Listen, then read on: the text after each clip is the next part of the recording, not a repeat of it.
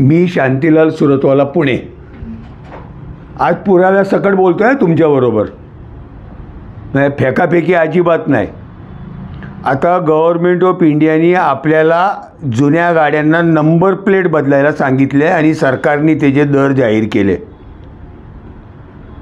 Two wheeler scooter गोव्याला 155 रुपयाला number plate मिळणार, महाराष्ट्रात 450 रुपयाला नंबर प्लेट मिळणार. रिक्षा गोव्याला 155 रुपयात नंबर प्लेट मिळणार, महाराष्ट्रात 500 रुपयाला नंबर प्लेट मिळणार. 4 चाकी वाहन कार गोव्याला 203 रुपयाला नंबर प्लेट मिळणार, महाराष्ट्रात 745 रुपयाला नंबर प्लेट मिळणार. आणि हे माझं मत नाही बरं का, लोकमत पुणेच्या 4थ्या पानावर आज त्या दरासहित बातमी आलेली आहे.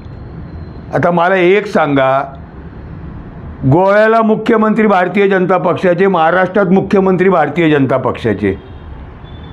गोव्याच्या सरकारला 155 रुपयात नंबर प्लेट मिळते आणि ठेकेदारकडनं महाराष्ट्र सरकार 745 रुपयाला नंबर प्लेट घेते. वरच्या पैशाचं काय, कोण खाणार हे पैसे? गोव्याला नंबर प्लेट जो बनवून देतो त्याला टेंडर द्या ना.